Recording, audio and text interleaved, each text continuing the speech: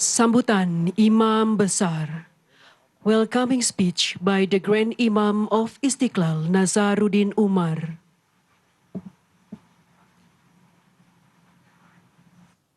Bismillahirrahmanirrahim. Assalamualaikum warahmatullahi wabarakatuh. Selamat pagi, salam sejahtera untuk kita semuanya.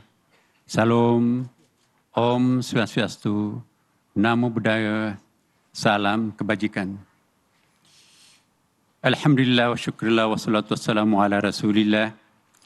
Sayyidina wa habibina wa syafi'ina maulana Muhammadin sallallahu alaihi wasallam.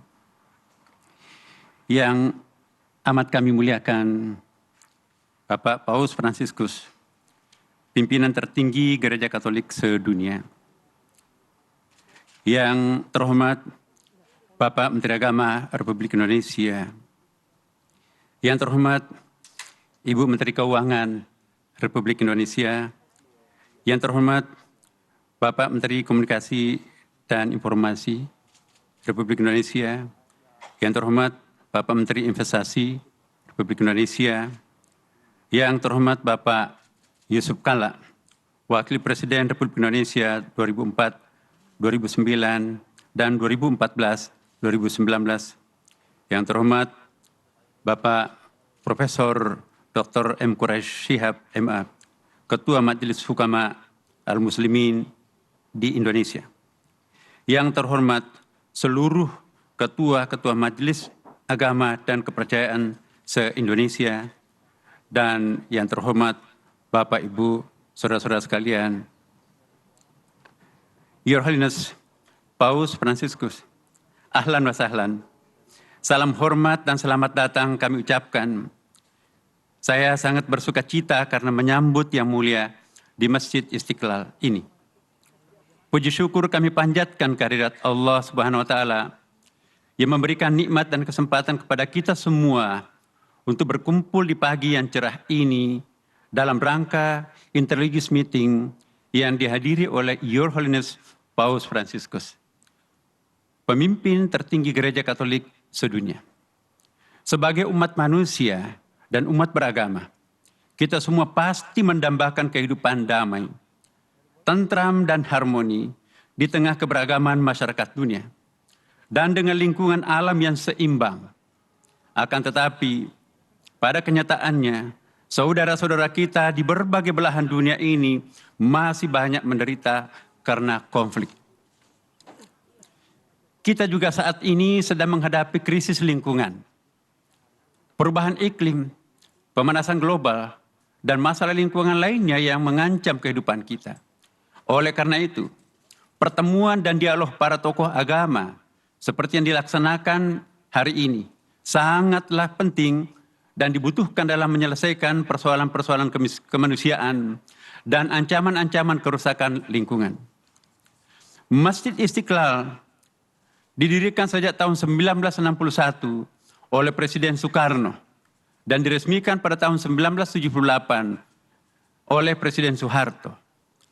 Setelah memenangkan sayembara arsitek Mr. Silaban, seorang warga negara Indonesia, saudara kita dari umat Kristiani, membangun masjid ini dengan visi besar dan telah banyak melakukan terobosan untuk menciptakan harmoni kehidupan bangsa Indonesia dan juga dunia.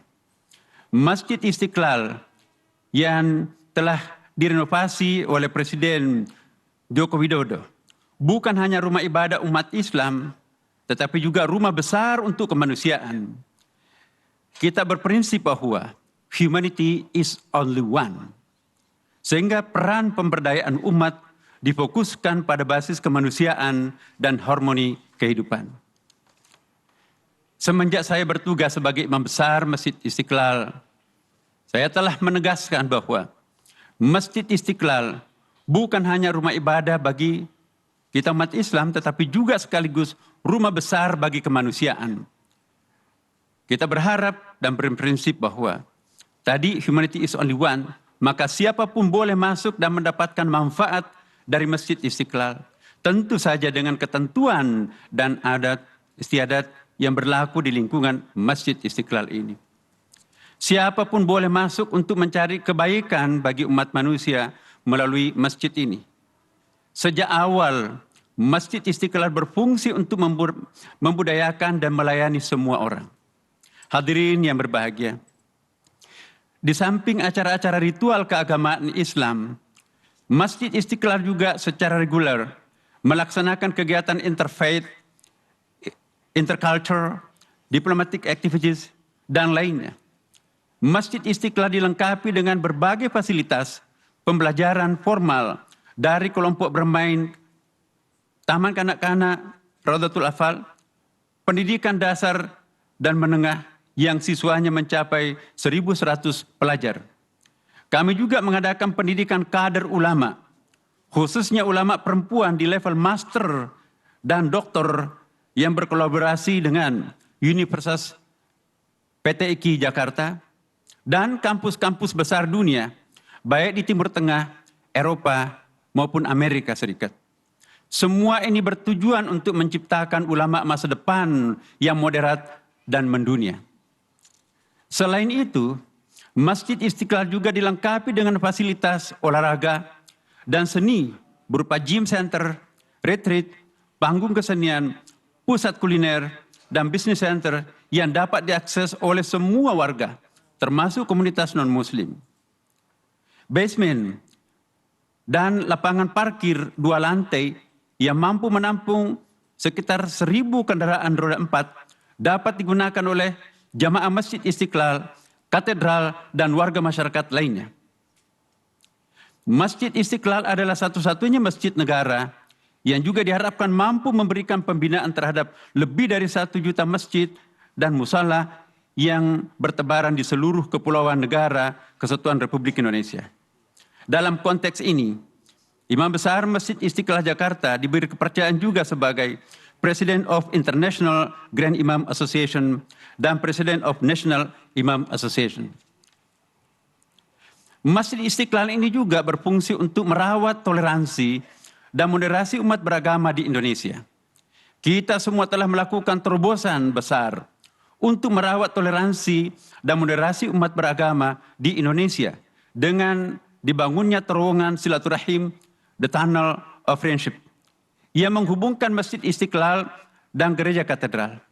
Inilah yang menjadi bukti betapa besar peran Masjid Istiqlal sebagai melting pot, khususnya untuk warga bangsa Indonesia yang majmuk dan berbineka tunggal ika. Untuk menjaga kelestarian lingkungan, Masjid Istiqlal juga melakukan transformasi menuju green building yang ramah lingkungan, sehingga menjadi rumah ibadah pertama di dunia yang meraih sertifikat Excellent in Design for Greater Efficiency H dari World Bank, Bank Dunia, sebagai rumah ibadah dengan bangunan rumah lingkungan atau green building. Hadirin yang berbahagia, kami menyampaikan bahwa kehadiran Your Holiness Paus Fransiskus di masjid terbesar di Asia Tenggara ini, atau terbesar ketiga setelah Masjid Haram di Mekah dan masjid di Madinah, tentu saja memberikan kehormatan besar kepada kami semua, segenap warga bangsa Indonesia. Kami sangat berbahagia bahwa Bapak Paus memberikan apresiasi kepada bangsa dan komunitas kami dengan mengunjungi negara dan tempat suci kami, kebanggaan kami di Istiqlal ini.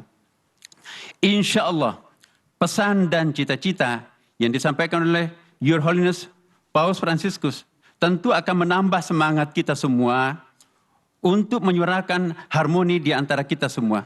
Semoga Tuhan Yang Maha Kuasa memberkahi kita semuanya. Terima kasih. Wassalamualaikum warahmatullahi wabarakatuh.